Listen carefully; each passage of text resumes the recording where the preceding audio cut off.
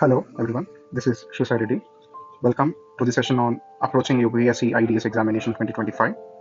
Continuing with the previous video series, today I will be discussing on how to approach aptitude and the ethics part of the syllabus. Together, they will be contributing around 30 questions in the coming examination. Before dwelling into these topics, first let us analyze the cutoff marks, the official cutoff marks, because UPSC has released them very recently. So let's first dwell into them. So these are the information that is available on the UPSC website. As you can see, the number of applicants, it varies from branch to branch, but more number of applicants, total appeared students of around 500 in chemical. Actually, 1800 have applied for chemical last year, and out of which approximately 500 has appeared. That is roughly around 30% of the attendance. But this year, the attendance percentage may increase given the awareness. Also, the number of applicants will be definitely higher than this year. I'm expecting it will be around 2 to 2.5 times more the applicants, and roughly the competition will also be in the same proportion. So coming to the most important aspect, the cutoff marks. So here, as you can see, usually the cutoff marks, here there is two cutoff marks actually. The one is the minimum suitability of a candidate to qualify the exam, that is to appear for the interview. And the next is the final cutoff marks, that is the final score of the last selected candidate in the UR category. And it includes both the exam and the interview score. So as you can see, it is varying from branch to branch, and of course it is proportional to the number of applicants, as the competition ultimately decides the cutoff scores. As you can see, the minimum, if we consider food, 69 marks is the minimum eligibility for you to clear the examination stage. So what it implies is that, let's say that I think this year there were 6 UR vacancies, and let's say that UPSC has called 6 into 5, that is 30 people to the interview from the UR category. So this 69.18 mark is the score that is achieved by the 30th candidate in the merit order of UR category. So likewise, it applies to all the branches, And coming to the final cutoff, this includes the interview score also. So let's say that here the cutoff for the food final for the UR is 155 marks. Let's say that he scored 55 marks out of 100 in the interview. So it means he scored 100 marks in the examination. So it means that in order to ensure your final selection, you should not just get the marks that is approximately near this examination cutoff. You must be able to get cutoff plus roughly 30 to 40 marks in order to ensure your selection for the examination. So let's say that if you take this as a baseline, my guess would be, if you want, given the vacancies and all this year, your target has to be, in order to ensure a decent score till your exam level, try to score roughly 30 to 35 marks more than the scores that are present here based on the respective branches. I think that will ensure that your selection is ensured, given your performance in the interview is moderate or below moderate. Okay. Right now, interview is not in our hands, so all we can do is push our score in the examination as much as possible. And yeah, this is the highest marks obtained by the candidates. And okay, now coming back to the discussion, aptitude. So aptitude has 15 questions in total, and it is the most scoring part of the paper, because see, the rest of the topics, they are very broad in nature, and there is no guarantee that you may not be able to solve all of them. But aptitude is such a way that a candidate who decently prepared aptitude part will be able to attempt at least 13 to 15 questions with an accuracy greater than 90%. So this is the most scoring part in the paper. Please ensure that you attempt at least 13 questions, out of which more than 10 has to be correct. And in this part, the time management along with accuracy is very important, because see, 15 questions, they may take you 20 minutes or 25 minutes to solve them. So try to ensure that you try to finish this aptitude section in 25 minutes, so that the rest of the time must be allocated to all the remaining 7 topics, including the engineering mathematics, which also requires substantial amount of time. Coming to the strategy part, I did not do any analysis of the previous year questions because the scope of Aptitude questions is very range, and usually they will not have any trends.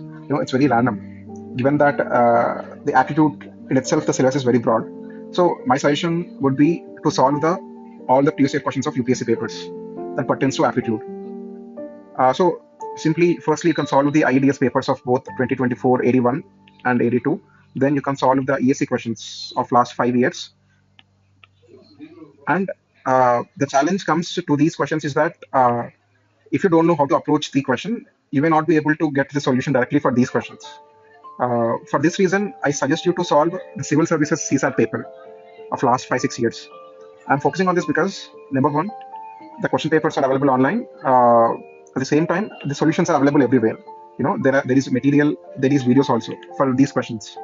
So that if you are not able to approach a question of a particular problem, then you can directly search that question so that you'll be able to get video explanations. By watching those explanations, try to learn the concept behind that question. Let's say, for example, just go to UPSC website.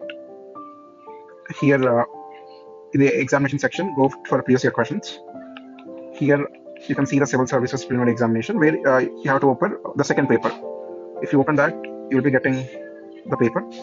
So actually this has two sections. One is comprehensions, which is not part of the IEDS paper. So leave them completely. After that, come to these problems of aptitude. So it has a very good set of questions which you can solve, all these things. Here the 5th, 6th, 7th, again 18, 19, 20, all these questions. So what you can do is, let's say that you are stuck in this 20th question and you are not able to get the answer for that. What you can do is simply type this question in the internet. If you type that, I have done it already, you'll easily get videos pertaining to that question. So for example, I just typed out this question in Google search, I directly got the video here. So in this way, you'll be getting the explanations for all the questions of CSAT. In that way, I think your preparation would be much better, since the solutions are available for this CSAT questions. Try to solve as many as you can, and then if you're done and thorough, you can also solve the CDS papers and CFPF papers of UPSC. So by solving all these previous questions, I think you'll have a very good question bank, and I think that is more than enough for you to solve, to tackle the 15 questions that we get in the IEDS exam. Then coming to the next section, ethics and values. So it has 15 questions. Two important focus areas would be, in my opinion, one, the definitions. So in ethics and values, you come across many terms, integrity, whistleblowing, sympathy, empathy, public service, civil service, all such terms are important. And then theories,